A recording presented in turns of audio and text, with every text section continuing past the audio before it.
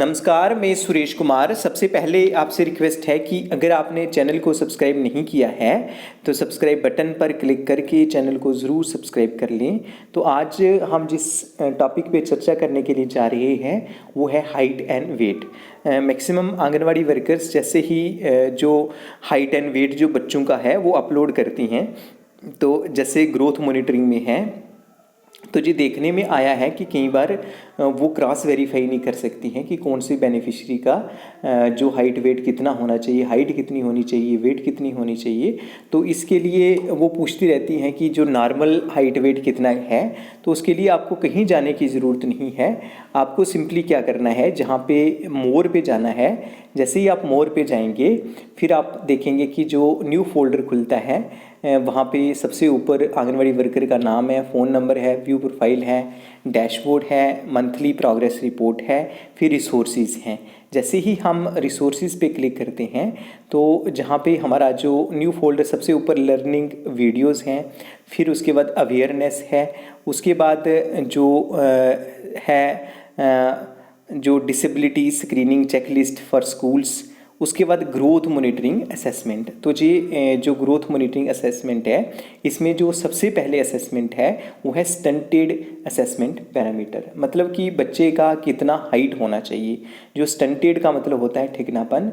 तो आप जो हाइट और वेट बच्चे का डालते हैं तो आप करना जो हाइट डाला है तो उसके बाद आप क्रॉस चेक कर सकते हैं कि जो हाइट है जो नॉर्मल कितना होना चाहिए। तो जहाँ पे पूरे चार्ट वगैरह हैं जो दिए गए हैं, जैसे जे गर्ल्स के बारे में दिया है कि जे कंप्लीटेड गर्ल्स 0 to 5 ईयर्स, तो जे डे वाइज है, डे 0 दिन की जब बच्ची है तब कितनी हाइट होनी चाहिए। 43.56 है तो वो सीवियरली स्टंटेड है।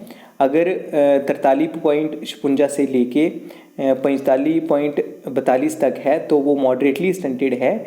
लेकिन अगर 45 से ऊपर है, 45.422 से लेके ऊपर है, तो दैट मीन्स वो बच्ची जो है नॉर्मल है। इस तरह जो हर एक डे, इस तरह आप क्या करेंगे, जैसे आपका कोई बेनिफिशरी है वो 3 महीने की फॉर एग्जांपल बच्ची हुई है, 3 महीने 10 दिन है, तो आपको पता है 3 महीने में 90 दिन होते हैं और 100 दिन, तो आप हो जाएंगे 90 + 10 100 दिन हो जाएंगे। तो 100 दिन जहाँ आप ढूंढ सकते हैं, तो जहाँ नीचे लिखा है 100 डेज़, तो इसमें कितना जो हाइट कितनी होनी चाहिए। अगर 54 है तो दैट मीन्स वो सीवियरली स्टंटेड है।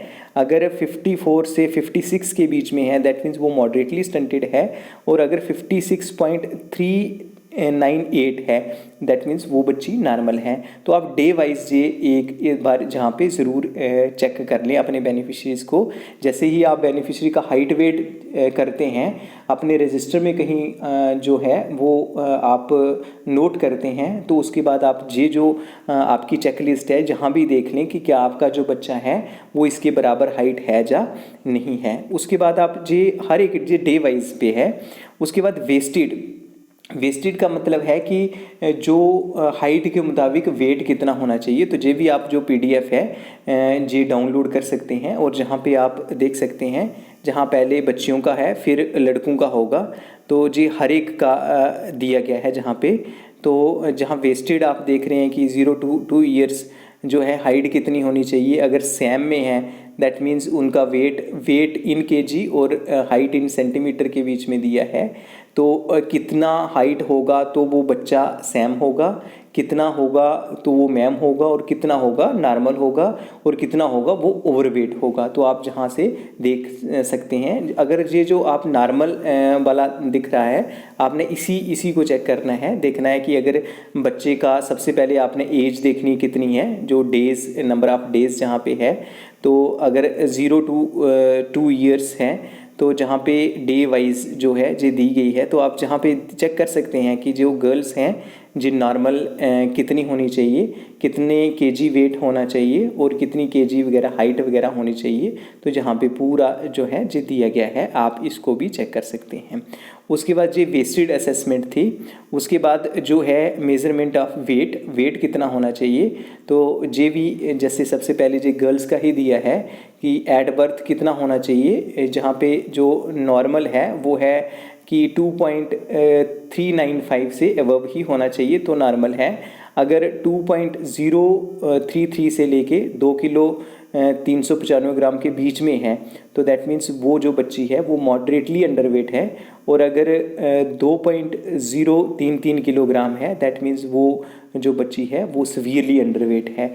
तो आप इस तरह कंपेयर कर सकते हैं जे डे 0, 1, 2, 3 तो जे कितने तक दिए गए हैं, जे तकरीबन जे जो डेज दिए गए हैं जे 5 ईयर तक जो आप पूरी जो असेसमेंट है वो कर सकते हैं। जो पूरा डे वाइज जो कैलेंडर वगैरह है जे जो चार्ट है जे दिया गया है तो आंगनवाड़ी वर्कर्स को जे जो चार्ट्स वगैरह हैं जे ज़रूर चेक करने चाहिए। कौन से, एक हाइट के बारे में चेक करना चाहिए, एक वेट का चेक करना चाहिए और एक हाइट और वेट की कितनी जो रेशो है वो होनी चाहिए वो ज़रूर चेक करनी चाहिए। क्योंकि इन्हीं चीज़ों से आपको पता चलेगा कि नॉर्मल हाइट इतनी होनी चाहिए, इस एज में इतने दिन का अगर बच्चा है तो उसकी हाइट इतनी होनी चाहिए, वेट इतना होना चाहिए। तभी आप क्रॉस वेरीफाई करेंगे कि जिस बच्चे को आप अपने आंगनवाड़ी सेंटर में हाइट और वेट कर रहे हैं क्या वो नॉर्मल है या नहीं है। तो आज के लिए इतना ही था, धन्यवाद।